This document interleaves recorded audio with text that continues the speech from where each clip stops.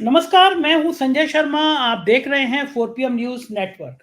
Sunday का दिन है, आपको बेसब्री से राजीव नारायण जी का इंतजार रहता है संडे को। मैं जानता हूं राजीव जी आजकल लंदन के ठंडी-ठंडी हवाओं का लुत्फ़ ले रहे हैं। लॉटरी तो लगी है राजीव जी की, आजकल घूम रहे हैं, पहले ऑस्ट्रेलिया, फिर दुबई, फिर लंदन। 4 PM के प्यारे-प्यारे दर्शक उनको हर जगह मिल रहे हैं, उनका सत्कार कर रहे हैं।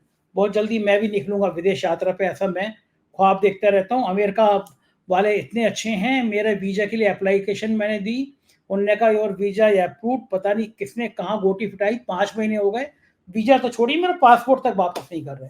खैर ये बात अलग है, मैं राजीव जी पे मुद्दे पे आता हूँ। उससे पहले बहुत अच्छी खुशखबरी राजीव जी ने मुझसे कहा था, मैंने आप दर्शकों को बताया था कि मेरा संगीत में बड़ा मन था, तो 4 PM म्यूजिक कंपनी लॉन्च करी। और उसमें पहला गाना जो था वो हमने शनिवार को, राजीव जी ने कहा शनिवार को करना है, हम लोगों ने शनिवार को यानी कल हमने इसको रिलीज किया, वंदे मातरम। बहुत मुझे उम्मीद से ज़्यादा लोगों ने फ़ोन किया और मुझे उम्मीद नहीं थी कि गाना बनाना इतना मुश्किल काम होता होगा। गाना सुन लिया करते थे, वो इतना पर्याप्त था, लेकिन जब गाने की बात आई तो बहुत बढ़िया अविनाश दास जी के टीम के लोग, शशांक जी, विप्लव जी, ये लोग मिले, सब टीम बनी। हम लोगों ने जब शूट करा, 30 लोगों की टीम गई औरंगाबाद में, पहले साइट देखा कहाँ गाना शूट करना है, भयंकर बारिश आ गई, रुके हम लोग। कितना मुश्किल काम होता है, बच्चों को तैयार करना, हाथ में तिरंगा देना, एक-एक जगह शूट करना, कैमरा फ़ोकस करना। एक गाने में जो 3 मिनट का वंदे मातरम गाना है, इसको बनाने में मुझे लगता है मेरे तो 3 जन्मों की जान लगी होगी। एक-एक सीन को कितना सोचना पड़ता है, लेकिन वंदे मातरम गाने को इतना प्यार मिला। लिंक लगा रहा हूँ 4 PM म्यूज़िक का। 4 PM म्यूज़िक अगर आपने सब्सक्राइब नहीं करा है तो प्लीज़ आज ही सब्सक्राइब करिए और 4 PM म्यूजिक पे जाके वंदे मातरम गाना सुनिए। मुझे बताइएगा ज़रूर ये मेरी कोशिशें कैसी लगी। 2 दिन के अंदर ही तिरंगे के ऊपर एक गाना हमारा रिलीज़ हो जाएगा, वो भी सुनिएगा। हम लोग 4 PM म्यूजिक पे बड़े-बड़े ब्रांड के साथ बड़े-बड़े स्टूडियो में गाना गवाएँगे और देश के अलग-अलग जगह से जो गरीब लोग हैं, कोई रिक्शे वाला है, कोई मज़दूर है, कोई खेत पे काम कर रहा है, ऐसे लोगों के तमाम गाने मेरे पास आते रहते थे, आपके पास भी आते रहते होंगे। अगर आपको किसी ऐसे गरीब को जानते हैं जो बहुत अच्छा गाता है तो मुझे भेजिए उसका परिचय। हम ऐसे कुछ लोगों को बहुत अच्छा गाना उनसे गवाएँगे, अपने चैनल पे लगाएँगे, स्टूडियो में गवाएँगे। हमारी कोशिश है 4 PM म्यूजिक देश के अलग-अलग कोने में जाके गरीबों की एक पहचान बने। बात करते हैं राजीव नारायण जी की। हर बार कहता हूँ मैं, मुझे ज्योतिष पसंद है, मेरी रुचि है, इसलिए मैं ज्योतिष का शो करता हूँ। अगर आपको ज्योतिष में रुचि हो तो आप देखिएगा, वरना मत देखिएगा। राजीव जी पढ़े लिखे इंजीनियर हैं, लेकिन ज्योतिष में रुचि थी तो इस विधा में आ गए। बहुत काबिल हैं, पूरी दुनिया में उनका सम्मान है। जब प्रोग्राम होता है तो दर्जनों लोग उनका नंबर मांगते हैं, मुझसे मेल भर जाता है मेरा। चलते हैं, बहुत गजब भविष्यवाणी की है राजीव जी ने।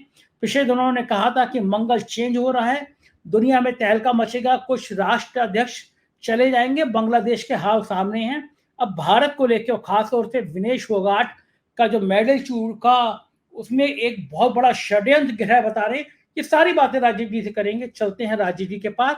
उससे पहले रिक्वेस्ट, चैनल को ज्वाइन और सब्सक्राइब जरूर कर लीजिएगा।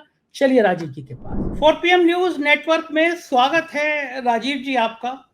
मजे आ रहे हैं आपके, आप लंदन में बैठे हुए हैं, हम हिंदुस्तान की गर्मी झेल रहे हैं और आप लंदन में अपने सब जो चाहने वाले हैं उनकी अकेले अकेले दावतें उड़ा रहे हैं और मुझे छोड़ के चले गए।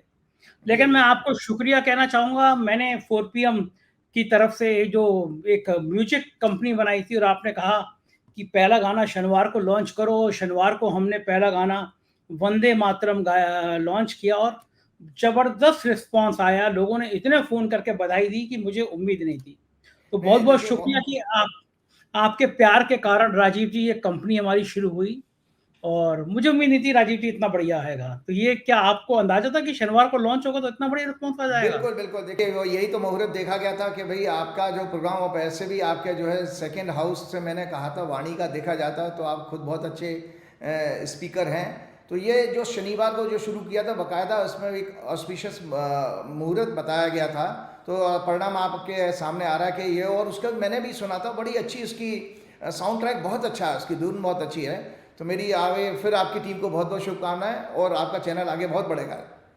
बिल्कुल, शुक्रिया राजीव जी। बड़ी ईमानदार तो ये कोशिश है कि हम 2 गाने तो इसमें बढ़िया से बम्बई में लॉन्च करें बैंड के ज़रिए। और देश भर में कई ऐसे लोग होते हैं, कोई गरीब पेंटर होता है, रिक्शे वाला होता है, गा रहा होता है, बहुत अच्छा गा रहा होता है। तो ऐसे कुछ लोगों को जब भी मौका मिलेगा हम बम्बई में ले जाके उनके स्टूडियो में गाना उनको गवाएँगे और रिलीज़ करेंगे, आप लोगों का प्यार रहना चाहिए।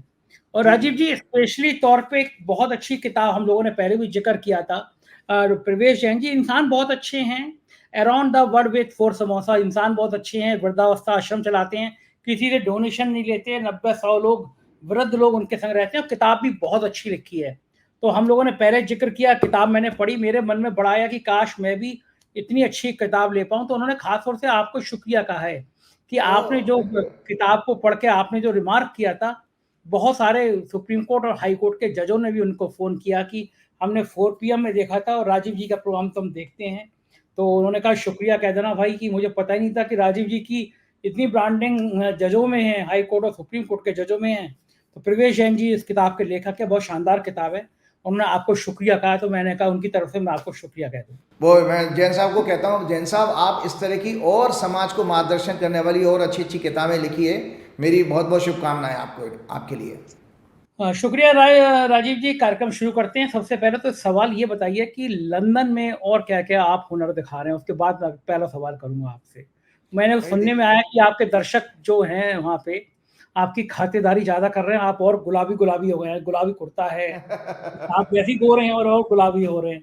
कैसा चल रहा है लंदन प्रवास आपका? बहुत अच्छा चल रहा है। आप सोचिए कि यहाँ पर मेरी अभी 2 दिन पहले एक और बड़े उद्योगपति से जो मारवाड़ी हैं, तो वहाँ मेरी पहचान हुई। उन्होंने बहुत अच्छा मुझे डिनर पे इनवाइट किया था। मैं अपनी फैमिली के साथ गया और वो इतनी बड़ी कनेक्टिविटी है कि संजय जी मैं जो हूँ उन्होंने जितने मारवाड़ीज़ यहाँ पे पैसे वाले बैठे हैं, लक्ष्मी निवास मित्तल, उन्होंने मुझे कमिट किया है कि वो एलन मित्तल से, प्रमोद मित्तल उनके भाई से, और ये आपके जो एयरटेल वाले हैं सुनील मित्तल, इन लोगों से वो मेरी जान पहचान कराएंगे। क्योंकि उनका सारा ये लोग जितने भी हमारे हिंदुस्तान के मारवाड़ीज़ हैं जो कलकत्ते से गए हैं, मारवाड़ियों का ओरिजिन तो राजस्थान से हुआ है, लेकिन ये उनकी फाइनेंशियल कैपिटल हमारे पहले टाइम में कलकत्ता हुआ करती थी। वहाँ से इन लोगों का माइग्रेशन इस तरफ हुआ है। तो ये लोग सब आपस में मिलते हैं, गेट टुगेदर करते हैं जब फंक्शन होता है। तो मेरा नाम वहाँ तक पहुँच गया है। गजब, गजब है। आप आपकी ख्याति तो और तेज़ चल रही है, 4 पीएम से भी आज तेज़ चल रही है। नहीं नहीं, राजीव फिर जी उसके बाद उन्होंने आपके 4 पीएम के प्रोग्राम को देख लिया मेरा, तो वो कह रहे हैं कि भाई यार भाई ये आपकी भी बहुत तारीफ कर रहे थे कि यार बड़ा बोल्ड पत्रकार है। फिर मैंने आपके ये जो न्यूज़ चैनल का ओ सॉरी इसका जो आपने जो म्यूजिक चैनल है उसके बारे में भी इन लोगों को रेफरेंस बताया। तो अब आपकी जो रीच है उन लोगों में भी हो गई है यहाँ पर आकर के। वाह, वाह! शुक्रिया राजीव जी। प्रोग्राम शुरू करते हैं। गज़ब है भैया ये आपका मंगल, गज़ब कर रहा है। पिछली बार आपने कहा था, पिछले से पिछले प्रोग्राम में कहा था कि मंगल का शायद ट्रांज़िशन जहाँ तक मुझे याद आ रहा है कि हो रहा है और पूरी दुनिया के कई देशों में उथल-पुथल मचाएगा और आपने कहा था कि कई राष्ट्राध्यक्ष बदल सकते हैं, भूचाल आ सकता है। दर्शक पिछले प्रोग्राम में देख सकते हैं, राजीव जी ने कहा था कि भूचाल आएगा मंगल के ट्रांज़िशन में, दुनिया में कुछ राष्ट्राध्यक्ष बदल जाएंगे। बांग्लादेश ताजा तरीन उदाहरण है। जहां तक मुझे याद है मंगल के ही कारण ये सब आपने बताया था राजीव जी। और क्या हो रहा है दुनिया में और कुछ उथल पुथल होगी क्योंकि वहां पे ईरान में इजराइल के ने जो अटैक किया है उसके बाद दुनिया फिर तनाव में आ गई है। क्या सीन क्या चल रहा है, क्या होने वाला है? भाई आप ये देखिए, यही प्रश्न मेरे से यहाँ के लंदन में बैठे उद्योगपतियों ने भी ये किया था कि भाई क्या वर्ल्ड वार हो सकता है। क्योंकि आज देखो एक एस्ट्रोलॉजर से वो पूछा जा रहा है कि दुनिया में जिस तरह का माहौल है, क्योंकि मेरे पिछले प्रोग्राम देख लिया उन्होंने, तो मैं आपको सबसे पहले वो हॉरोस्कोप दिखाता हूँ। पहले तो ये 5 अप्रैल की हॉरोस्कोप थी आपकी, जब संवत्सर की कुंडली बनी थी। ये 5 अप्रैल की कुंडली है और मतलब 5 अप्रैल का प्रोग्राम था। 8 अप्रैल, क्योंकि 8 अप्रैल उसके बाद आने वाली थी, तो 8 अप्रैल 2024 को रात को 11:51 पर यह संवत्सर शुरू हुआ। धनु लगन की कुंडली थी। मंगल और शनि इसमें तीसरे घर में थे। चौथे घर में शुक्र, राहु, सूर्य और चंद्र थे। 5वें घर में बुध और बृहस्पति थे और 10वें घर में केतु था। इसमें आपको मैं जानकारी के लिए बता देता हूं कि मैंने क्लियर कट ये जो राइटअप भी आप दिखाइएगा, इसमें लिखा हुआ है। इसमें राइटअप में सीधा सीधा लिखा है फाइटिंग एमंग्स द किंग्स। जो आसपास में, जैसे आप इजराइल का हमास का भी बात कर रहे हैं, और जो बांग्लादेश में हुआ वो भी बहुत बड़ी घटना है। अब इसमें विस्तार से बात करूंगा। Plenty of fires in the forest and other places, major accidents, earthquake, loss of property, और साथ में ह्यूमिलेशन टू रूलर्स, दुनिया भर के जो सत्ता में बैठे लोग हैं उन लोगों को, उनके लिए ह्यूमिलेशन का फेज है, ये मैंने बताया था। और लिखा क्या नाम है, changes of government across the world, changes of government across the world कहा है। तो आप देखिए सत्ता को, मैं एक ये पुस्तक दिखाता हूं, ये है, इसमें नाना प्रकार के, ये मैं लेके आया हूं लंदन में, इसमें किसी भी ग्रह के जो सिग्निफिकेंस हैं, कारकत्व कहते हैं हिंदी में, और एक एक कुंडली के भाव के जो सिग्निफिकेंस है इसके अंदर लिखे हुए हैं। तो दूसरी घटना मैंने आपके 12 जुलाई के प्रोग्राम में कही थी, 7 जुलाई का प्रोग्राम था, 12 जुलाई को मंगल ने राशि बदली थी। तो आप बिल्कुल बात ठीक कह रहे थे कि 2 इवेंट मेरे पास आई थी। एक तो मंगल आपने संवत्सर शुरू की थी, तब हमने 5 अप्रैल को प्रोग्राम में कहती थी। फिर मैंने 7 जुलाई को दोबारा जब मंगल राशि बदलने वाला था तब भी मैंने कहा था, जिस दिन अरविंद केजरीवाल की जमानत भी हुई थी 12 जुलाई को, तो उस दिन भी मैंने कहा था कि ये मंगल के कारण बहुत सारे हिंसा और उसके क्या नाम है समाचार आने वाले हैं। तो ये मैं आपको बताना चाहता हूँ भाई, शनि जो है इस समय जो आपकी जो 2 राशियाँ बहुत ज़्यादा पीड़ित हैं, सिंह राशि और वृश्चिक राशि। दर्शक ज्योतिष बहुत अच्छे से समझते हैं बहुत सारे लोग, तो उसमें शनि और मंगल की दोनों की दृष्टि जा रही है। और उसका बांग्लादेश से संबंध क्यों आ रहा है तो मैं डिफाइन करूँगा आज। तो उसमें साफ साफ शनि के जो कारक, जो पुस्तक मैंने दिखाई है, लिखा हुआ है, शनि जो हमारे वैदिक ज्योतिष में रिप्रेजेंट करता है agriculture, real estate, oil, iron, mining, old people, old age, democracy and all forms of democratic institutions, labour class, downtrodden, national calamities, fall in countries export, death of prominent people, हत्या वत्या हो जाती है ना लोगों की, बड़े लोगों की। और साफ साफ लिखा है ओवरथ्रो ऑफ द रूलर्स, सत्ता से किसी को उखाड़ फेंकना, ओवरथ्रो दी रूलर्स, ये शनि का कारकत्व है जनाब इस समय। और मैं आपको इसलिए बात बता रहा हूं कि ये मैंने आज आपके सामने दर्शकों को, क्योंकि मेरे पास प्रिंटर नहीं है, जो मैंने प्रिंटेड मैंने हॉरोस्कोप दिखाते हैं, यहाँ तो लंदन में मैं मैनुअल ये हॉरोस्कोप मैंने बनाई है बांग्लादेश की। ये दर्शक देखें, ये बांग्लादेश की कुंडली है। बांग्लादेश जो फॉर्म हुआ था 16 दिसंबर 1971 को 5:01 IST टाइम से, ढाका में जन्म हुआ था इसका। वृषभ लगन की कुंडली है, लग्न में शनि, आप दिखाइएगा, मैं आपके स्टूडियो में भेजूंगा तो आप इसको दिखाइएगा। शनि वक्री है लगन में, तीसरे घर में केतु है, 7वें घर में चंद्रमा नीच का, बुध, बृहस्पति, 8वें भाव में शुक्र और सूर्य हैं, 9वें घर में राहु है, 10वें घर में मंगल है। एक कुंडली और मैं दिखाता हूं आप लोगों के, कंपैरेटिव है, ये भारतवर्ष की कुंडली है। मजे की बात है, भारतवर्ष की कुंडली भी 2 नंबर से शुरू हो रही है, देख लें दर्शक, 2 नंबर होता है संजय जी, और ये वे बांग्लादेश की कुंडली भी 2 नंबर से शुरू हो रही है। तो इसका आज लॉजिक बताता हूं, 2 नंबर की कुंडली में, लेकिन जितना खतरनाक इसमें जो योग बांग्लादेश की कुंडली में है, हिंसा का सबसे ज़्यादा, इससे ज़्यादा खराब उदाहरण नहीं मिल सकता। कि इसमें शनि जो है मंगल को देख रहा है 10वीं दृष्टि से, और मंगल इसी कुंडली में उलट के जो है रिवर्स देख रहा है 4थी दृष्टि से लगन पे शनि को। तो इसका मैं आपको बताता हूँ, इतिहास बता देता हूँ। शेख मुजीबुर रहमान जनवरी 1975 में पहली बार प्रधानमंत्री बने थे, और उन्होंने 1 पार्टी सिस्टम देश में शुरू किया था, एक पार्टी का, जो अवामी लीग पार्टी है ना। और 1 साल के अंदर 15 अगस्त को मुजीबुर रहमान की, उनकी पत्नी की और उनके 3 बेटों की हत्या कर दी गई थी। जो हसीना के पिताजी, उनके 3 भाई और उनकी मां की हत्या कर दी गई 1 साल में। उसके बाद में भी कई सारे इसमें मर्डर हुए हैं सिटिंग पोजीशन पे जो लोग बैठे हैं। 2001 में ये क्या नाम है, बांग्लादेश नेशनलिस्ट पार्टी की सरकार बनती है 2001 में। 2007 में राष्ट्रपति ने मिलिट्री के सहयोग से इमरजेंसी लागू की और हसीना तथा जिया दोनों को जेल में डाल दिया था। दिसंबर 2008 में हसीना ने जब सत्ता संभाली और 3 अगस्त 2024 तक, मतलब 4 अगस्त 2024 तक ये सत्ता में रही हैं, और 4 अगस्त के बाद तो 5 अगस्त को तो भारत में भाग करके आ गई हैं।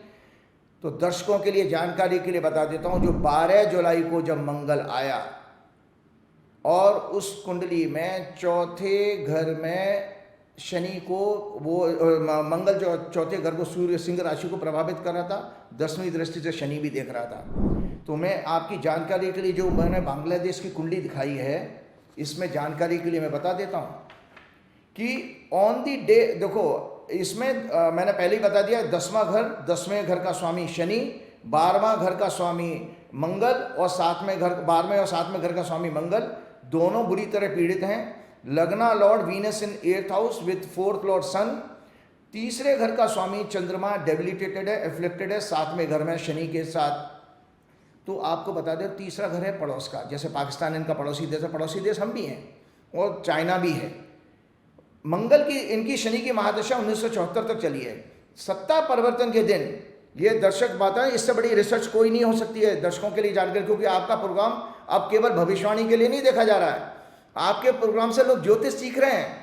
और लोग जब मुझे कॉम्प्लीमेंट देते हैं कि भाई आप क्या लॉजिक रीजनिंग देते हैं, तो उससे देखिए विद्या आगे बढ़ रही है। मेरा बढ़ना आगे कोई महत्व नहीं रखता है, महत्व रखता है कि हमारी नॉलेज आगे प्रमोट हो रही है, कि दुनिया इस चीज़ को, लॉजिक को समझेगी कि 12 जुलाई को जैसे ही टॉरस में जो कुंडली मैंने बांग्लादेश की दिखाई, मंगल आ गया वहाँ पर लगन के अंदर। इनका जन्म का मंगल जो है 10वें घर में है और जन्म के शनि के ऊपर से गोचर का मंगल ट्रांजिट कर रहा था। और मजे की बात है कि इनके जन्म के मंगल से के ऊपर से क्या नाम है, जन्म का शनि ट्रांजिट कर रहा था। तो जो कनेक्शन चौथे घर से आया है, चौथा घर होता पब्लिक का, मासेस का। तो आपको एक जानकारी के लिए बता देता हूँ, चंद्रमा इस कुंडली में नीच का, जैसे भाजपा की कुंडली मैंने हमेशा चर्चा की है, चंद्रमा नीच का, तो नीच का चंद्रमा इमोशनल इश्यूज को लेकर के आता है। जो भावनात्मक मुद्दे हैं वो हमेशा, चंद्रमा अगर पीड़ित हो तो ऐसा व्यक्ति इमोशनली कमजोर होता है। ये दर्शक लिख के रखना, स्कॉर्पियो साइन में जो है शनि चंद्रमा नीच का होता है, तो ऐसे लोग इमोशनली बहुत डिस्टर्ब होते हैं, जल्दी कैरिड अवे हो जाते हैं। वो उनके अंदर उतना, उनका EQ लेवल जो कहते हैं इमोशनल क्वोशेंट, वो कमजोर होता है। तो आप देखिए कि चंद्रमा की इनकी महादशा शुरू होती है 17 मई 2024 को, याद रखें दर्शक, 17 मई 2024 को चंद्रमा की महादशा शुरू होती है। नीच का चंद्रमा आ गया, शनि से पीड़ित हो रहा है, तो वहाँ से उनका आरक्षण का मुद्दा हावी हो गया। वो इमोशनल मुद्दा था ना, कि उन्होंने जिस मुजीबर रहमान की पार्टी में, मुद्दा क्या था, मुजीबर रहमान की पार्टी ने ये एक कानून लगाया कि जिन्होंने आज़ादी के आंदोलन में पार्टिसिपेट किया है उनके बच्चों को 30% आरक्षण मिलेगा, यही मुद्दा था। अब वो आज के यूथ को उससे कोई लेना देना नहीं, क्योंकि आज के बच्चे तो जो बड़े हो गए 1971 में, तो अब तो बड़े जवान हो चुके हैं, उनके अपने बड़े बच्चे हो चुके हैं। तो उस मुद्दे ने ऐसी आग फैलाई, उसमें आग लगाने का काम का हुआ 12 जुलाई के बाद, कि ये हालत हुई कि एक देश के सिटिंग प्रधानमंत्री को, जिसको हाल ही में मार्च में शायद चुनाव हुए थे, 3/4 मैंडेट मिला, और 3/4 मैंडेट मिलने के बाद उसको अपना देश छोड़ के भागना पड़ा। संजय जी, इससे ज़्यादा खतरनाक आज के समय में डेमोक्रेसी के लिए, पूरी दुनिया के लिए कोई समाचार नहीं हो सकता। और ये सब हमारे, इवन हमारे देश के लोगों के लिए भी सावधान हो जाना चाहिए। जो लोग सत्ता में बैठे हैं, वो उन लोगों को ये, उनके कान खड़े हो जाना चाहिए कि जनता जब आपका उग्र रूप धारण करेगी, तो आपके कितनी मेजोरिटी आ गई हो, कितनी सीटें हासिल हो चुकी हों, वो आपको दंडित तो करके मानेगी। कोई फर्क नहीं पड़ता उनकी, आप उनको ऊपर गोली चलवा दो, कुछ करा दो। कोई भी दुनिया की मिलिट्री, कोई भी दुनिया की पुलिस फोर्स जो मॉब के ऊपर जनता के आंदोलन को कंट्रोल नहीं कर सकती, ना आज तक इतिहास में हुआ है ना होगा। आप देखिए वहाँ पर मिलिट्री ने जो है बिल्कुल मना कर दिया पब्लिक के ऊपर गोली चलाने से। 1000 से ज़्यादा लोग मरे हैं, लेकिन कितना बड़ा नुकसान हुआ है इस देश का, क्योंकि ये संदेश है पूरी दुनिया के लिए। ये संदेश इसलिए है कि यूक्रेन और रशिया लड़े पड़े हैं, 2 साल से लड़ रहे हैं, दुनिया उनका शांति समझौता नहीं करा पा रही है। इजराइल और हमास भी आप ये देखिए 10 महीने से लड़ रहे हैं, बल्कि 11वां महीना शुरू हो गया, वो भी उसमें कोई कुछ किसी को कोई हासिल नहीं हुआ। अननेसेसरी आप आम जनता को कष्ट दे रहे हो और अरबों खरबों रुपए आपने बर्बाद कर दिया इंफ्रास्ट्रक्चर का। तो जानकारी के लिए बता देता हूँ कि इसमें 17 मई 2024 को मून की महादशा और मंगल की प्रत्यंतर दशा 11 जून 2024 से शुरू हुई है। इस आंदोलन ने उग्र रूप धारण कर लिया। व्यापक हिंसा में सेना पुलिस के द्वारा 1000 से ज़्यादा हत्याएं हुई। हसीना के 29 मंत्रियों की, 29 बड़े लीडरों की हत्या हो चुकी है। मतलब एक पार्टी के 29 जो है बड़े लीडर्स की हत्या हो चुकी है। हजारों करोड़ों का जान माल का नुकसान हुआ, व्यापक लूटपाट हुई है। एक चीज़ और बता देता हूँ आपको, अभी कल की न्यूज़ है, इवन वहाँ पर जनता ने सुप्रीम कोर्ट को भी घेर लिया है। ये आज हमारे देश के प्रजातंत्र के, आप देखिए ना राजीव जी, कल सुप्रीम कोर्ट के, बांग्लादेश के सुप्रीम कोर्ट के चीफ जस्टिस ने इस्तीफा दे ही दिया। सुप्रीम हाँ कोर्ट के ये हुआ ही है जी, वही बात मैं बता रहा हूं कि इसीलिए अपने देश में, अपने भारतवर्ष में नहीं, दुनिया के सभी लोगों के लिए चेतावनी है कि जो लोग संवैधानिक पद पर बैठे हुए हैं, याद रखिए कि डेमोक्रेसी में, मैंने हर प्रोग्राम में आपके कहा है कि डेमोक्रेसी में राजा जनता होती है। आप जी। उस जनता के टैक्स के पैसे से आपकी तनख्वाहें चल रही हैं, आपके घर के चूल्हे जो जल रहे हैं उनके जनता के टैक्स के पैसे से। तो आपकी जवाबदेही जनता पर होनी चाहिए, किसी राजा, किसी नेता, मोदी जी और अमित शाह के प्रति नहीं होनी चाहिए। लेकिन राजीव जी विषय से हटके एक बात कह रहा हूं, कितने शर्मनाक हो जाते हैं नेता। विनेश फोगाट का मेडल चूका, मतलब वो बहादुर लड़की है, देश को नाज है। एक बेवकूफी की बात यह है कि उसके संग पूरी टीम थी। कह सकते थे जब उनको लग रहा था वजन ज्यादा हो रहा है, वो कह देते इसका पेट खराब है, बीमार है, नहीं खेल सकती, सिल्वर मेडल लेकर आती। लेकिन लोग कह रहे हैं कि बड़ी कॉन्स्पिरेंसी हुई उसके साथ, लेकिन पूरी देश की सहानुभूति थी।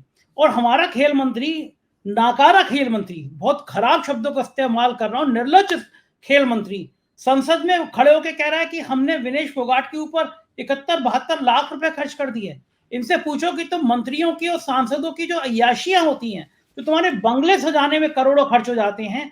मंत्री, मोदी सरकार के मंत्री करोड़ों का नाश्ता कर गए 10 सालों में, उसका हिसाब किताब देश की जनता को कभी नहीं दिया जाता। एक नई संसद हजारों करोड़ की बना दी, की जरूरत नहीं थी, उसके हिसाब किताब नहीं है।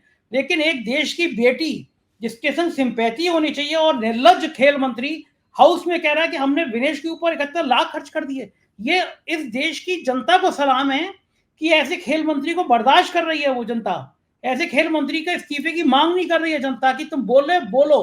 लेकिन लोगों के कितने दिल दुखी होंगे। आप जो कह रहे हो ना जनता राजा होती है, ये जनता हमारे देश की इतनी महान है, इतनी शांत है, बुद्ध का देश है, इतनी शांत है, वरना ऐसे खेल मंत्री को एक सेकंड बर्दाश्त नहीं करती जो विनेश जैसी महान हस्ती के लिए खेल में उसका हिसाब बता रहा है। कितना नाकारा मंत्री है, बता रहा है 71 लाख खर्च कर दिया। अरे तुम्हारे खेल की नाक कटा दी। तुम पाकिस्तान को गाली देते रहते हो कि पाकिस्तान पे खाने के पैसे नहीं है, टमाटर के पैसे नहीं है। वो पाकिस्तान गोल्ड मेडल ले आया। डूब मरना चाहिए देश के खेल मंत्रियों को। हमारे यहाँ ब्रजभूषण से और बाकी नेताओं से, मुकेश अंबानी की बीवी ओलंपिक में खेल कर रही है वहां बैठ के। हमारे देश में यही चल रहा है। पाकिस्तान जैसा देश जिसपे खाने के पैसे नहीं है, वो गोल्ड मेडल ले गया। हमारे देश के तंत्र को शर्म नहीं आती है। राजीव जी, जो आपने कहा ना जनता वाली बात, मुझे बड़ा गुस्सा आया। मुझे सॉरी मैंने आपको बीच में रोक दिया, लेकिन कितनी खराब बात है राजीव जी ये। नहीं, बिल्कुल बिल्कुल, आप ये, मैं बता रहा हूँ कि ये इतनी खराब बात है कि इनको ये नहीं पता कि इनके इनके नाना जी के घर से पैसा आया है क्या। ठीक ये जो बात है, खर्च कर बिल्कुल। रहे हैं ये तो जनता का पैसा है। और जैसे इसमें आपको बता रहा हूँ, चूंकि भारतवर्ष की कुंडली जो मैंने अभी आपको दिखाई थी, उसमें गोचर में राहु केतु एक्सेस से 5वां और 11वें घर में जो एक्सेस है, स्पोर्ट्स की एक्सेस मानी जाती है। स्पोर्ट्स की जो एक्सेस है 5वें और 11वें घर से मानी जाती है। इसमें राहु केतु इस समय ट्रांजिट में चल रहे हैं। और चंद्रमा हमारा जो है यह इस समय पीड़ित था जब ये फोगाट की घटना, तो ये सीधा सीधा एक कॉन्स्पिरेसी का शिकार होती है। इसमें स्पोर्ट्स में किसी तरह की, मैं ज्योतिष के हिसाब से बता रहा हूँ, मेरा कोई, मैं राजनीतिक तो आदमी नहीं हूँ, मैं एस्ट्रोलॉजिकली बता रहा हूँ कि स्पोर्ट्स में धांधलेबाजी और मैनिपुलेशन और कॉन्स्पिरेसी का एंगल दिखाई देता है भारत की कुंडली में, गोचर वो में इस समय। इसका मतलब विनेश के संग, ज्योतिष के हिसाब से विनेश के संग भी कुछ कॉन्स्पिरेसी बिल्कुल हुई है। बिल्कुल हुआ है। और आप देखिए कि इन्होंने अय्याशी के अड्डे बना दिए हैं। बड़े बड़े ब्यूरोक्रेट्स उसमें जनता के टैक्स के पैसे से वहां मौज करते हैं, पेरिस में जाके बैठे हो। आप ठीक कह रहे हैं, वहाँ उसका पूरा परिवार वहाँ पर, क्या नाम है, मुकेश अंबानी के परिवार वहाँ पे पूरा अंबानी की बैठा हुआ बीवी है। नीता अंबानी वो वहां उस, पे। हाँ, मैंने उसमें एक ऑनलाइन समाचार में देखा था, उसका बेटा अपनी बेटी के साथ जा रहा है। अरे तुम फैमिली की पिकनिक मनाने गए हो, देश सही का बात। गौरव बढ़ाने की बात होनी चाहिए। खैर, मैं आपको इसलिए बात बता रहा हूँ कि जो घटना घटी है ये सब लोगों के लिए आंख खोलने वाली है। बांग्लादेश की घटना नहीं है, ये दुनिया के लिए आंख खोलने वाली घटना है कि किस तरह से एक स्टूडेंट लीडर, आप देखिए जो वहाँ पर सरकार बनी है उसमें वो, क्या नाम है, 84 साल के नोबेल प्राइज विनर जो इकोनॉमिस्ट और बैंकर हैं वो बने। उसके साथ में उनकी जो एडवाइजरी कमेटी में स्टूडेंट्स यूनियन के लीडर भी आए हैं। तो ये संकेत है कि भारतवर्ष के लोग भी इस चीज को, चेतावनी को मान लें कि जिस दिन जनता सड़कों पर आएगी, आपकी पैरामिलिट्री फोर्स, आपकी फौज आपका कुछ नहीं कर सकती। और साथ में मैं रिक्वेस्ट करूंगा सुप्रीम कोर्ट और जो हाई कोर्ट में बैठे जजों को भी कि, और जो इलेक्शन कमिश्नर हैं, सीबी, ईडीआई वाले, अरे भाई आप कॉन्स्टिट्यूशनल पोजीशन पे बैठे हो, किसकी वजह से बैठे हो, किसके पैसे से आपकी तनख्वाहें आ रही हैं। आपकी जवाबदारी उनसे होनी चाहिए, किसी लीडर्स और किसी पॉलिटिकल पार्टी से या किसी आरएसएस जैसी संस्था से आपका कोई झुकाव नहीं होना चाहिए। क्योंकि ये जनता ने आप देख लिए कि बांग्लादेश में सुप्रीम कोर्ट के चीफ जस्टिस तक को हटा दिया क्योंकि वो प्रो गवर्नमेंट था।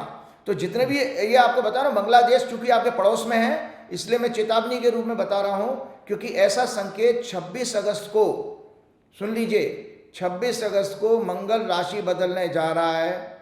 यहां पर पब्लिक में रोष फिर से बढ़ेगा और संवैधानिक पदों पर बैठे लोगों के लिए कोई संकट दिखाई दे रहा है। 26 अगस्त 2 तारीख सुन लीजिए मेरे पास, मैं एक आपको बता देता हूं।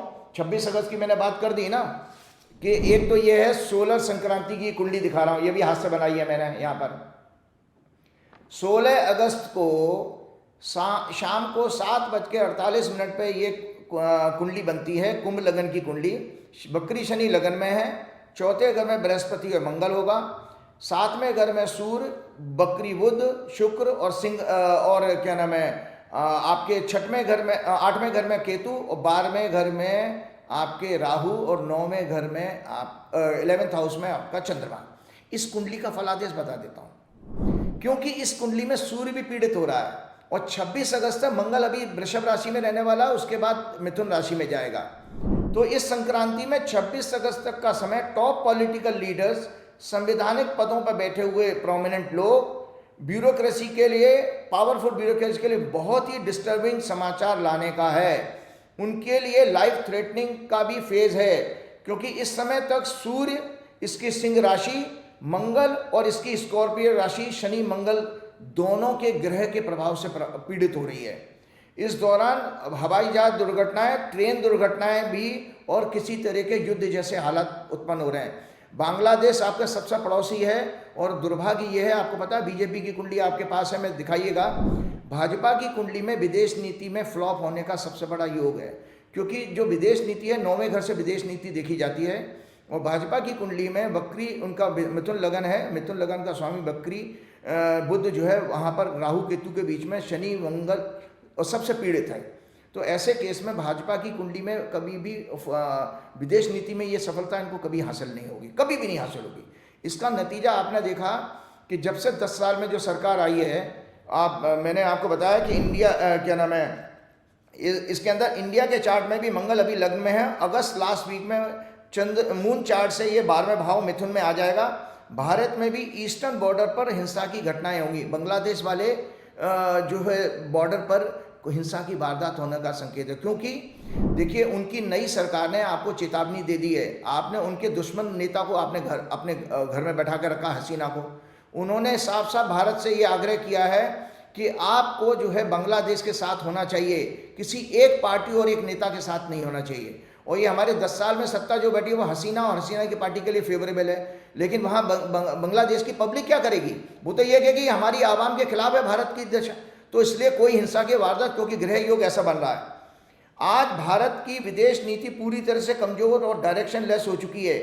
हमारे लगभग सभी पड़ोसी देशों से संबंध खराब हो चुके हैं। आप बता दो, नेपाल, बांग्लादेश, पाकिस्तान, म्यांमार, ये सारे देशों से आपके संबंध, मालदीव। आप बताइए कि आप इमेजिन करिए संजय जी, हमारा आप अपनी डे टू डे जिंदगी में देखें, हमारी पड़ोस में अगर सब जगह दुश्मनी हो जाए, क्या हम उस गली मोहल्ले में रह पाएंगे? क्या नहीं रह पाएंगे। कितना मुश्किल हो जाता है। नेपाल जैसा इकलौता हिंदू राष्ट्र वो तक आपके खिलाफ हो गया। श्रीलंका, पाकिस्तान, बांग्लादेश, मालदीव, आपने किसी राष्ट्र से संबंध अच्छे बेहतर, आज की तारीख में दुनिया का कौन सा देश है जो आपके साथ खड़ा है? मुझे तो लगता ही नहीं कि कोई देश आपने इतने बेहतर संबंध बनाए कि हम कह सकें। एक टाइम में रूस हमारा बिल्कुल अभिन्न अंग हुआ करता था। आज हम लोग हमने बस केवल ये बड़े बड़े लोग हैं कि हमारे साहब गए, उन्होंने रूस और यूक्रेन का युद्ध रुकवा दिया, उन्होंने फोन किया, युद्ध रुक गया, युद्ध के बीच से बच्चे निकाला है। ऐसी ढकोल छंकी बातें करते हैं कि वहां का युद्ध तो रुकवा दिया, मणिपुर का आज तक युद्ध नहीं रुकवा पाए। 22 लाख की आबादी वाला मणिपुर, वहां पे प्रधानमंत्री की जाने की हिम्मत नहीं पड़ रही है, वहां का ग्रह नक्षत्र शांत नहीं हो रहे हैं, वहां दंगे हो रहे हैं, और वो रूस और यूक्रेन का युद्ध रुकवा रहा है। मतलब फर्जीपने की बातों की इन भक्तों का कोई सानी नहीं है। राजीव भी सही कह रहे हैं, कोई पड़ोसी देश नहीं बचा जिससे हमारी ऐसी तैसी नकदी हो रही। भाई आप ये देखिए, सबसे बड़ा संकट ये है कि जो हमारे एनएसए हैं डोभाल साहब, वो क्या कर रहे थे कि पड़ोस के देश में इतनी बड़ी घटना घट गई कि सिटिंग प्रधानमंत्री को देश छोड़ के भागना पड़ा। इतनी व्यापक हिंसा 2 महीने से हो रही थी। आपकी इंटेलिजेंस ये नहीं पता कर पाई कि वहां पर पड़ोस में ऐसा मुश्किल हो सकती वो है। अपने ऊपर पिक्चरें बनवा रहे थे कि डोभाल साहब के ऊपर पिक्चरें बन रही हैं। ओके ये ओके कर रहे हैं ओके। आजकल। हाँ, डोभाल तो साहब मैं का आपको बेटा बताऊँ धरना ये कर रहा है। विदेश नीति हमारे जो विदेश मंत्री हैं वो भी अपने घूमने में फोटो खिंचाने में बहुत बिजी रहते हैं, और राजनीतिक बातों पर पॉलिटिकल पार्टी में राहुल गांधी ने क्या कह दिया और दूसरे नेता ने कह दिया उस पर टिप्पणी करने में माहिर हैं, लेकिन विदेश नीति के मामले में वो शून्य हो चुके हैं। मैं आपको जल्दी से बता देता हूँ कि हमारे ये रशिया से नज़दीकी के कारण आपको पता है रूस से आपका जो संबंध है किसने व्यापार का है, केवल आप उनका उनकी जो उनके चारों तरफ से सारे देशों ने सैंक्शन लगा दिए हैं, उनकी इकोनॉमी को जिंदा आपने कर दिया। आप उनसे सस्ता तेल खरीद रहे हो, आप अपना पेमेंट करो तो उनको तो मार्केट मिल गया। तो रशिया से नज़दीकी के कारण यूएसए नाराज हो गया आपसे। यूएसए ने आपको धमकी भी दे दिया कि हमारे संबंध आप टेक इट फॉर ग्रांटेड मत मान लीजिए। मिडिल ईस्ट में भी हमास के बड़े नेताओं की अभी हत्या हुई है, हमास के बड़े नेताओं की हत्या कर दी ईरान में जाकर के इसराइल ने। अब आप बताइए भारत उस पर टिप्पणी नहीं कर पाया, तो आपने फिर क्या कि दुनिया को क्या दिखाया? ना तो आप आपकी त्रिशंकु जैसी हालत हो गई है, ना आप इसराइल के फेथफुल बन पाए, ना फिलिस्तीन के फेथफुल बन पाए, ना आप रशिया के फेथफुल हो, ना आप यूक्रेन के फेथफुल हो। वॉर तो अभी भी नहीं रुका है संजय जी, वॉर तो अभी भी चल रहा है यूक्रेन का, कहाँ से रुक गया बताइए कनाडा, भाई। ऑस्ट्रेलिया, हर जगह आपने भारत के प्रति एक ऐसी फीलिंग पैदा कर दी। ऑस्ट्रेलिया के प्राइम मिनिस्टर आप पर टिप्पणी कर रहा है, कनाडा की सरकार आप पर नाराज है, अमेरिका की में रॉ का ऑफिस बंद कर दिया गया। एक भारतीय वहां पे कि एक अमेरिकन नागरिक की आतंकी हमले हम कह सकते हैं उसकी हत्या के आरोप में बंद है। भारत सरकार छुड़ा नहीं पा रही, क्या बताए, अमेरिका आरोप लगा रहा है, रॉ का ऑफिस बंद कर दिया गया। कमाल है विदेश नीति, ऐसी विदेश नीति तो देश में आज तक ना बनी, भाई कभी ना आप ये देखिए कि आपके भारत के आज़ाद होने से पहले दो महाशक्तियां पहले से ही थी, रूस और आपका अमेरिका। बनी। हमारे नेहरू जी ने 1961 में एक अपनी इमेज बनाई थी नॉन अलाइनमेंट मूवमेंट की। नॉन अलाइनमेंट मूवमेंट जो खड़ा किया गया था उस समय नेहरू जी की से इतनी थी कि नेहरू जी को टीटो थे और बहुत बड़े बड़े लीडर थे जिनको दुनिया के ये महाशक्तियां भी जो सुपर पावर है वो उनको सम्मान देती थी। आज आप देखिए हमारे 10 साल की जो सिटिंग गवर्नमेंट है इसमें नॉन अलाइनमेंट मूवमेंट का दफ्तर तक बंद हो गया है। तो अरे जब आप दुनिया की पॉलिटिक्स में देखिए, आप सुपर पावर तो है नहीं, आप बहुत बड़ी आप अभी आर्थिक रूप से भी आप डेवलप कंट्री नहीं हो, आप डेवलपिंग कंट्रीज हो, तो आपको तटस्थ रहना चाहिए था, नॉन अलाइंड रहना चाहिए था। वो आपका तो अब आपका वजूद ऐसा है कि आप ना इधर के हो ना तीन में ना तेरे राजीव में। जी, मैंने तो अपनी आंखों से देखा था 96 में इंडिया फर्स्ट टाइम आसियान देशों में शामिल हुआ। भारत से 7 पत्रकार गए थे कवरेज करने के लिए मलेशिया। उस समय विदेश जाना बड़ी बात होती थी। ईश्वर की कृपा से मैं 96 में भारत की तरफ से उस मलेशिया गया था आसियान देशों की कवरेज करने के लिए। जी तब पूरी दुनिया में तहलका था कि भाई भारत आसियान देशों में शामिल हुआ है। हमने तब तो आसियान देशों में शामिल हो गया। इन 10 सालों में हम कौन सी नागरिकता किसी चीज की कहीं अपने प्रतिनिधित्व कर पाए हो, कहीं हम अपना वर्चस्व स्थापित कर पाए हो। G20 की मेजबानी हमने करी क्योंकि वो घूम फिर के आ ही रहा था। सरकार आपकी होती, वो मेरी रोटेशन में होती, आया था, वो तो रोटेशन यूपी में में आया आज था कोई। आता नंबर हाँ आता उसके आप बड़बोले पड़ रहे हैं। तो राजीव जी, ये जो गृह नक्षत्र बन रहे हैं, क्या ये बड़बोली सरकार बनी रहेगी, या नहीं कुछ देखिए, जो आपके गृह नक्षत्र में कुछ है ऐसा कि थोड़ी सरकार ठीक ठाक बनेगी, या नहीं हम देखिए, मैंने बड़बोले पर भाजपा नहीं की काट कुंडली रहे जो हैं? दिखाई थी, भाजपा की कुंडली दिखाइएगा, तो उस भाजपा की कुंडली में मैंने पहले ही कहा कि भाजपा की कुंडली के अंदर जो है जो तीसरे और 9वें घर की एक्सेस है वो बहुत ज़्यादा पीड़ित है। उसके कारण भाजपा के रहते हुए कभी भी विदेशी देशों में हमारी ना तो इमेज अच्छी होगी ना हमारे संबंध अच्छे होंगे। उसका कारण सबसे बड़ा बता देता हूँ आपको। देखिए, आप जब एक धर्म विशेष की बात करोगे, एक तरफ तो आप कहते हो वसुदेव कुटुंबकम, भाई पूरी वसुधा हमारी पूरे परिवार है, तो परिवार में भेदभाव कैसा। दूसरी बात हमारी संजय जी आपको बता देता हूँ, आज वर्ल्ड एक इकोनॉमी हो चुकी, एक मार्केट, सिंगल मार्केट हो चुका है वर्ल्ड पूरा। अब आप देखो हर देश में, हम यहाँ बैठे, हमें इंडिया का सारा माल, सब कुछ खाने पीने का सामान मिल जाता है, इसी तरह इंडिया में मिल जाता है, तो आप भेदभाव कर नहीं सकते। तो आपको जानकारी के लिए बता देता हूँ कि क्या रोल होना चाहिए। अगर वहाँ पर आप हिंदू मुसलमान, वो जो कोटा में कौन सा वो मुसलमान की जो हत्या की बात हुई थी, दर्जी वाली घटना, हमारे कन्हैया प्रधानमंत्री जी ने कन्हैया दर चुनाव के टाइम में उस मुद्दे को उठाया। आज इनको शर्म आनी चाहिए, हम सभी लोगों को, हम लोगों को भी शर्म आनी चाहिए कि मैं जहाँ पर अभी लंदन में बैठा हुआ हूँ, ब्रिटेन में 13 वर्ष के बाद सबसे ज़्यादा दंगे हुए हैं, अभी 13 वर्ष के बाद। और दंगे कैसे हुए हैं उसका कारण भी बताता हूँ, लेकिन उसके हमने जो मुझे आज बात कहनी है, अपने आपके प्रोग्राम के जरिए संदेश दुनिया को देना है, अपने देशवासियों को देना है कि देखो, जो प्रधानमंत्री पद या राष्ट्रपति पद पर जो बैठा हुआ व्यक्ति होता है वो तटस्थ होता है, न्यूट्रल होना चाहिए। तो यहाँ के ब्रिटेन के प्रधानमंत्री ने क्या संदेश दिया था राष्ट्र के नाम है कि हमारी सरकार को यूके के नए प्रधानमंत्री से प्रेरणा लेनी चाहिए, जहां उन्होंने एक फेक न्यूज़ क्या थी, यहाँ पर 3 बच्चियों की डांसिंग स्कूल में एक 17 साल के लड़के ने हत्या कर दी। सोशल मीडिया पे वायरल हो गया कि वो एक मुस्लिम लड़का था, अप्रवासी था, मतलब नॉन रेजिडेंट था। उससे वो वहाँ पर इतना दंगे फसाद फैल गए कि यहाँ पर मस्जिदों में आग लगाई गई, और जहाँ पर जो नॉन रेजिडेंट लोग मुस्लिम रह रहे थे उन बस्तियों में भी दंगे हुए। लेकिन आप देखिए Sanjay ji, with in 2-3 days control कर लिया गया यहाँ पर। तो प्रधानमंत्री ने जो संदेश दिया है वो मैं सुनाना चाह रहा हूँ। तो यहाँ पूरे देश में अलग अलग जगहों पर आगजनी की घटनाएं बढ़ी, तो क्लियरली राष्ट्र के नाम ये संदेश दिया प्रधानमंत्री ने कि मस्जिदों और मुस्लिम सहित किसी भी नॉन रेजिडेंट के खिलाफ हिंसा बर्दाश्त नहीं की जाएगी। स्पेशली उन्होंने कहा था कि मुस्लिम्स और मस्जिदों के तोड़ने की घटना हम टॉलरेट नहीं करेंगे, हम कड़े से कड़ा दंड देंगे, उनको जेल में डालेंगे, जिससे कि वो आगे तक सबक उनको मिले। तो अब आप बताइए कि एक तरफ हमारे प्रधानमंत्री जी हैं जो बोलते ही नहीं, अगर मस्जिद पे या किसी धर्म विशेष पर कोई अटैक होता है कोई भी मंत्री नहीं बोलता। तो डेमोक्रेसी का मतलब ये नहीं है, जो नागरिक है वो नागरिक है आपका, जिसने आपको नागरिकता हासिल, तो राजा का कर्तव्य वही है। और मैं इसलिए आपको बताता हूँ, मैंने आपको पिछले प्रोग्राम में भी राजधर्म की बात की थी, वो आज दोबारा रिपीट कर देता हूँ। तो हमारे शास्त्रों में कहा गया राजधर्म का, मार्कंडेय पुराण के अनुसार that all person may be happy. Markandeya Purana क्या कहता है, राजा की सोच क्या होनी चाहिए, that all person may be happy, may express each others happiness, that there may be welfare of all being free from fear and disease, cherish good feelings and sense of brotherhood, भाईचारा, unity and friendship. ये हमारे बताए शास्त्र कह रहे हैं। उसके बाद धर्मराज युधिष्ठिर ने, जो धर्मराज का युधिष्ठिर ने भी आपको पता गवर्नेंस एंड राजधर्म के ऊपर बहुत बड़ी सटीक बात कही थी। आई सीक नो किंगडम, मुझे कोई राज नहीं चाहिए, nor heavenly pleasures nor personal salvation, to relieve humanity from its manifold pains and distress is the supreme objective of mankind।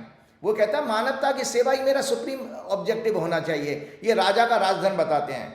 उसके बाद नारद स्मृति क्या कहती है, I shall respect and protect your belief and faith though I hold on to my belief and faith. मैं अपने धर्म आस्था पर मुझे अभिमान है, लेकिन मेरी जिम्मेदारी है कि मैं आपके धर्म आपकी आस्था का सम्मान करूं। ये नारद स्मृति कह रही है। मैं दोबारा रिपीट करता हूं, I shall respect and protect your belief and faith though I hold on to my belief and faith. Manu Smriti क्या कहती है, it is obligatory for the king to give equal protection to all his subjects without any discrimination, just as the mother earth gives equal support to all the living beings, a king should give support to all without any discrimination। जैसे पृथ्वी माता बिना किसी भेदभाव के सबको पालती है, सबका पोषण करती है, सबका सम्मान करती है, इसी तरह यही राजा का राजधर्म होना चाहिए। ये आपकी मनु स्मृति कहती है।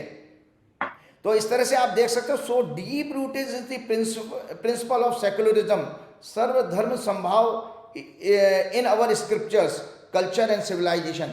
हमारा जो सिविलाइजेशन की आत्मा ही यही है सर्वधर्म संभाव की, कि जो भी हमारे देश में हमारी शरण में आ जाता है, हमको हमारे यहाँ तो अतिथि देवो भव कहा गया है भाई, अतिथि देवो भव हमारे यहाँ कहा, हमारी फिलॉसफी है। तो ये ख्याल ही नहीं आता राजीव जी। मैं दूसरा विषय में ले लेता हूँ आपसे। आपने एक भविष्यवाणी और करी थी कि ये जो संसद का सत्र है ये बहुत हंगामेदार होगा और सरकार को बहुत अपमानित होना पड़ेगा। और गजब बात हुई कि 10 साल में पहला विधेयक जो है वो ठंडे बस्ते में चला गया। राज्यसभा में धनखड़ जी के खिलाफ महाभियोग लाने की तैयारी कर रहा है विपक्ष। जया बच्चन ने सुना दी खरी खरी। ये जो संसद में हुआ, राहुल गांधी ने हमले किए, सत्ता पक्ष हमेशा बैकफुट पर नजर आया। तो ये अनुमान कैसे था आपको कि संसद सत्र में बहुत किरकिरी होगी और भविष्य में जब हाउस चलेगा तो क्या यही योग है फिर से हैं?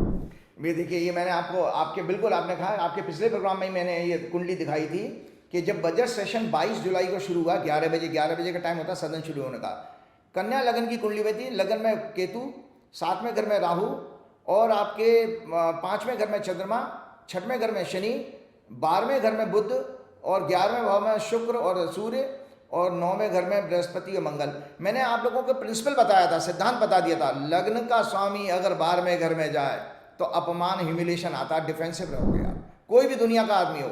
और ऐसा व्यक्ति, एक और सिद्धांत बता देता हूँ ज्योतिष का, कि जिसका लग्न का स्वामी 12वें घर में हो, ऐसे व्यक्ति को मदरलैंड पे सुख नहीं मिलेगा, उसको विदेश में जाना चाहिए, क्योंकि 12वां घर विदेश का भी है, और ये लॉस, 12वां घर नाना प्रकार के व्यय का है, क्षय का है, अपमान का है। तो लग्नेश 12वें घर में गए, इसीलिए मैंने कहा था कि इस सदन में पहले से ही कह दिया था कि इस सदन में जो रूलिंग गवर्नमेंट है उसको नाना प्रकार के ह्यूमिलेशन का सामना करना पड़ेगा। तो आपकी बात बिल्कुल 100% ठीक है कि जो बिल वक्फ बोर्ड का लेकर के आए थे ये, और किस तरह से इनको मुंह की खानी पड़ी, और उसका इतना विरोध हुआ कि सरकार को जॉइंट पार्लियामेंट्री कमेटी के पास उसको रेफर करना पड़ा, जो कि आज तक इनकी हैबिट में नहीं था, इनकी हैबिट में था ही नहीं, क्योंकि इन्होंने 10 वर्ष से, आप देखिए 10 वर्ष से, और सांसदों को सस्पेंड करके इन्होंने बिल पास कराए हैं, ऑर्डिनेंस लेकर के आए हैं। आज पहली बार इस सरकार ने, आप देखिए कि जॉइंट पार्लियामेंट्री कमेटी को रेफर किया, और मुश्किल क्या हुई है इनके लिए, चिंता का सबब क्या हो गया कि इनके अपने एलाइज इनके विरोध में खड़े हो गए। इसमें इस बिल के लिए जॉइंट पार्लियामेंट्री कमेटी के लिए रिकमेंडेशन जो है एलजेपी ने भी की थी, रामविलास पासवान की पार्टी ने, और बीजू जनता दल राज्यसभा में इनसे नाराज है, उसने भी की थी, और जगन रेड्डी की पार्टी ने की थी, और साथ में आपके जो है टीडीपी ने भी की, क्योंकि जगन रेड्डी अगर करेगा तो टीडीपी वाले फंस जाएंगे, भाई मुस्लिम वोट तो सबको चाहिए। तो इस मुद्दे पर जो सरकार डिफेंसिव हुई है, तो मैं आने वाले टाइम में बता दूं, जो मैंने कुंडली आपको सूर्य की संक्रांति की बताई है, जो 16 अगस्त से बदल रहा है, कि जो संवैधानिक पद पर बैठे हुए लोग हैं, चाहे वो लोकसभा स्पीकर हों या राज्यसभा के सभापति हों, इनके लिए 2 महीने बहुत कष्ट, 3 महीने कष्टकारी आ रहे हैं। इनके लिए, इनके ऊपर दंडात्मक कार्रवाई का कोई आगे प्रक्रिया शुरू होगी, इनके लिए घोर अपमान है। इन लोगों के अंदर जरा सा भी लेश मात्र भी अगर स्वाभिमान हो, इनको अपने पद से इस्तीफा दे देना चाहिए। अगर बात भी उठती है, मतलब आप, मेरे को आप में ट्रस्ट नहीं है, ये अपने आप में इस बड़े पद पर बैठे लोगों को सोचना चाहिए कि अगर आप ऐसे ही तलवे चाटने वाले बनोगे तो आपने पद की गरिमा को बहुत ज़्यादा गिराया। तो सबसे बड़ा नुकसान इन लोगों के साथ यही है कि ये सारी चीज़ें इनको देखनी पड़ेंगी। मैंने एक चीज़ और बताई थी आपको, बताऊं कि जो मैंने कुंडली संवत्सर की दिखाई, संजय जी मैं जल्दी से बात खत्म करें, 50 देशों में इस बार चुनाव होने वाला है पूरी दुनिया में। तो जो सत्ता परिवर्तन हुआ, वो सत्ता परिवर्तन आपके यहाँ भी 4 जून को सत्ता परिवर्तन हुआ था। जो राइटअप आप दिखाइएगा, मैंने उसमें लिखा था कि चुनाव में किसी तरह की धांधलेबाजी का भी संकेत आता है। आपका 4 जून को जो मैंडेट है वो बेसिकली 400 पार नारे के, मोदी जी के नारे के खिलाफ था। आपके 240 एमपी में से 106 भगोड़े जीते हैं, आपके तो 134 ही थे। 62% आपके मोदी जी ने जहाँ जहाँ प्रचार किया था वहाँ पर आप मोदी जी हारे। हालत ये हो चुकी है कि मोदी जी का ऑरा ऐसा बन गया कि जहाँ प्रचार करने जाएंगे वहाँ भाजपा हार ही जाएगी। तो आने वाले राज्यों में संकट आने वाला है आपके पास में। और आपकी इंडिया अलायंस की मैं कुंडली दिखा रहा हूँ, ये इंडिया अलायंस की ये कुंडली है संजय जी। इनकी शनि की महादशा चल रही है, 4थे घर का शनि है और अपने राशि में बैठा है, और शुक्र की अंतर्दशा है, शुक्र इनके 7म भाव में बैठा है, प्रतिष्ठा के घर में। आपको मैं बता देता हूँ, जो नवंबर में चुनाव आने जा रहे हैं, एक सीट नहीं, मतलब एक राज्य नहीं जीत पाएंगे ये अपने सत्ता दल के लोग। इंडिया हरियाणा, महाराष्ट्र, झारखंड तीनों हारे हैं, तीनों हारेंगे और बहुत बुरा हाल होने वाला है उसका। देखिए, प्रकृति ने संकेत भी दे दिया कि जिस तरह से राजनीतिक षड्यंत्र करके आपने विपक्ष के नेताओं को जेल में डाला, तो मनीष सिसोदिया का जेल से बाहर आना ये कितना बड़ा संकेत है। और दर्शकों के लिए आप शुभ समाचार फिर एक और दे देता हूँ। दर्शकों, मैंने कहा था उसमें कुछ टेक्निकल चीज़ें होती हैं जो आप लोगों को भविष्यवाणी के रूप में एकदम से समझ में नहीं आएगी। मैंने 12 जुलाई की, अपने 7 जुलाई के प्रोग्राम में कहा था कि 12 जुलाई वाला, जो 12 जुलाई के बाद का जो प्रोग्राम था उसमें ही कहा था अरविंद केजरीवाल की भविष्यवाणी मैंने ट्वीट करके भी पहले कही थी। 16 अगस्त के बाद अरविंद केजरीवाल घर वापस आ रहे हैं, क्योंकि अरविंद केजरीवाल की जो कुंडली है, ये अरविंद केजरीवाल की कुंडली है सिंह लगन की। अभी उनका जो 12वें घर में, इसीलिए उनको एक सुप्रीम कोर्ट से ईडी के केस में जमानत हो चुकी है संजय जी। लेकिन वो सीबीआई का जो एक पुंछल्ला जानबूझ करके लगाया था इस सरकार ने, इसकी वजह से वो अभी उनका केस हटा गया, नहीं तो वो अभी तक घर वापस आ जाते। तो सूर्य इनका 12वें घर से गोचर कर रहा है ट्रांजिट में। अभी 12वां घर होता है जेल का। तो अरविंद केजरीवाल जेल में हैं तो 16 अगस्त तक हैं केवल। 16 अगस्त के बाद अरविंद केजरीवाल भी वापस आ रहे हैं और फिर इंडिया अलायंस इतना मजबूत होगा, मनीष सिसोदिया बाहर, संजय सिंह बाहर और अरविंद केजरीवाल बाहर। तो आपको एक जानकारी के लिए बता देता हूँ, टेक्निकल चीज़ें मैं नाम तो नहीं ले सकता। मनीष सिसोदिया जी के परिवार के लोगों ने मेरे से संपर्क किया था और ये बात शायद जून के महीने की है। तो मैंने कहा जुलाई अगस्त से सिसोदिया के लिए जमानत का योग बन रहा है। तो मैं इस बात से खुश हूँ कि अभी 2 दिन पहले सिसोदिया जी को जमानत मिल गई है। और ये मेरी भविष्यवाणी थी, ये सिसोदिया जी की हॉरोस्कोप भी है। ये सिसोदिया जी की हॉरोस्कोप यहीं बैठ के मैंने हाथ से बनाई है। ये इनकी मीन लगन की कुंडली है। चंद्र कुंडली से इनके चार्ट में 23 जून के बाद से ही चौथा घर इनका एक्टिव हो गया। चौथा घर होता है हमारे आंतरिक सुख का, डोमेस्टिक कंफर्ट का, जिसके कारण उनको घर वापसी हुई है। इनका ट्रांजिट, इसलिए इनके लोगों ने जब मुझे कांटेक्ट किया था तब मैंने कहा था कि इनको जल्दी ही बेल हो जाएगी जुलाई अगस्त के आसपास। ट्रांजिटिंग 9वां घर का स्वामी मंगल और जुपिटर इनके चंद्र कुंडली में चौथे घर को प्रभावित कर रहा है।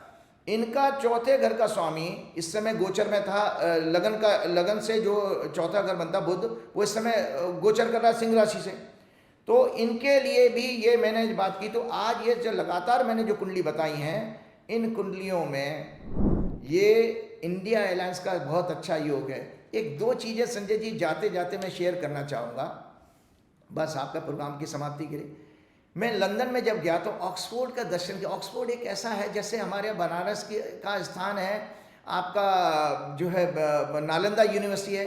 तो ऑक्सफोर्ड यूनिवर्सिटी का इतिहास आज तक पता नहीं है। 1000 के आसपास ये कहते हैं कि इनके पास 1096 के आसपास का रिकॉर्ड है कि यहाँ पढ़ाई होती थी। वह 1096 इतनी पुरानी यूनिवर्सिटी है ये। वहाँ का इनके पास रिकॉर्ड है कि यहाँ पर टीचिंग होती थी। तो ये दुनिया की सेकंड नंबर की सबसे पुरानी यूनिवर्सिटी है।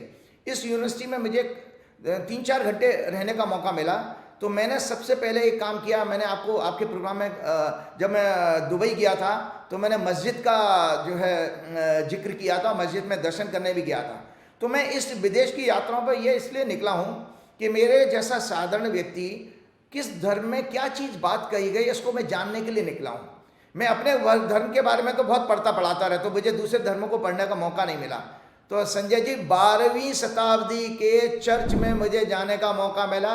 मैं आपके स्टूडियो में भेजूंगा, उस स्टूडियो में उस चर्च को दर्शन जरूर कराइए। 12वीं शताब्दी, वो ऑक्सफोर्ड यूनिवर्सिटी का चर्च है। साथ में एक जानकारी और इतिहास के सेक्शन में जब मैं गया हूँ तो वहाँ मुझे जानकारी मिली 7वीं सेंचुरी में, 7वीं शताब्दी में मुस्लिम धर्म बना था 7वीं सेंचुरी में। तो आपको जल्दी से बताता हूँ, the religion of Islam was founded in the 7वीं century of the Christian era and spread rapidly from Arabia through Middle East and westwards to North Africa. Arabic became the common language for a succession of empires stretching from Spain to India। Arabic भाषा वो बाद में आपकी उर्दू भी है, उसी से निकल के आई है।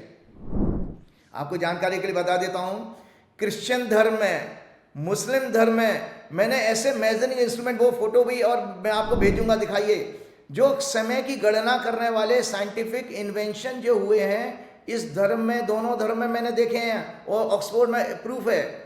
वो किस लिए करते थे इस्तेमाल? समय की कैलकुलेशन, उससे वो व्यापार अपना सेट करते थे, यात्राओं की प्लानिंग करते थे। दूसरा वो तारों की गति को जानने के लिए, मतलब ज्योतिष। आज दुनिया के दर्शकों को मैं बताना चाहता हूं कि एस्ट्रोलॉजी का इतिहास कितना पुराना है, कि इवन पुराने मुस्लिम धर्म और क्रिश्चियन धर्म में भी इस चीज़ का महत्व था कि हम तारों की गणना कैसे करेंगे। तो उसमें लिखा, mathematics was very useful to a practising Muslim. Astronomy is of value in computing the Islamic calendar in determining the proper times for prayer throughout the day। इनके यहाँ जो 5 वक्त की नमाज होती है उसकी कैलकुलेशन भी उसी के आधार पर गणना होती थी। मतलब इनके यहाँ मुस्लिम धर्म में मैथमेटिक्स को बहुत प्रधानता थी। इनके यहाँ जितने साइंटिस्ट हुए हैं उन्होंने मैथमेटिक्स के जरिए अपने प्रेयर के टाइम को कैलकुलेट किया। वो प्रेयर के टाइम आपके सूर्य की ट्रांजिट से होते हैं।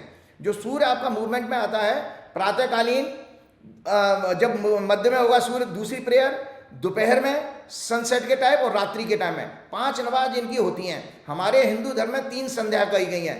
आपको पता है संध्या का मतलब संधि काल, जहाँ पे ज्वाइनिंग होती है वो उसको संध्या कहा जाता है। प्रातःकाल, मध्यकालीन और सूर्यास्त के समय 3 संध्या हमारे हिंदू मतलब वैदिक धर्म में भी कही गई हैं। तो ये मैं जानकारी लेकर के आया हूँ इसीलिए कि बताने के लिए कि ये ज्योतिष जो है कोई मिथ नहीं थी, गणित थी और मैथमेटिक्स है, और मैथमेटिक्स के जरिए इंसान ने हमेशा लाभान्वित हुआ है। और चलते चलते मैं आगे बात हनुमान जी की बात इस ज्ञान के लिए। श्री गुरु चरण सरोज रज निज मन मुकुर सुधार, वर्णो रघुवर विमल जसु जो दायक फलचार। बुद्धिहीन तनु जान के सुमिरो पवन कुमार, बल बुद्धि विद्या देव मोह हरऊ कलेश विकार। जय श्री राम, जय हनुमान। एक बात बता दें तो समाचार, एक जो यहाँ के मारवाड़ी उद्योगपति परिवार में मैं मिला, उनसे मैंने कहा कि आप संकल्प लीजिए, इच्छा तो कही है उन्होंने हनुमान जी के मंदिर बनाने की, आगे देखिए हनुमान जी की कृपा होती है। लंदन में। बहुत अच्छा, बहुत अच्छा। धन्यवाद। शुक्रिया राजीव जी, समय देने के लिए धन्यवाद आपका बहुत बहुत। ये थे राजीव जी और आपने इनकी सारी भविष्यवाणियां सुनी। मुझको यकीन है बातचीत पसंद आई होगी, तो आप 4 PM को और 4 PM म्यूजिक दोनों को सब्सक्राइब कर लीजिएगा। मुझे बताइएगा कि गाना कैसा है। बहुत बहुत शुक्रिया, थैंक यू।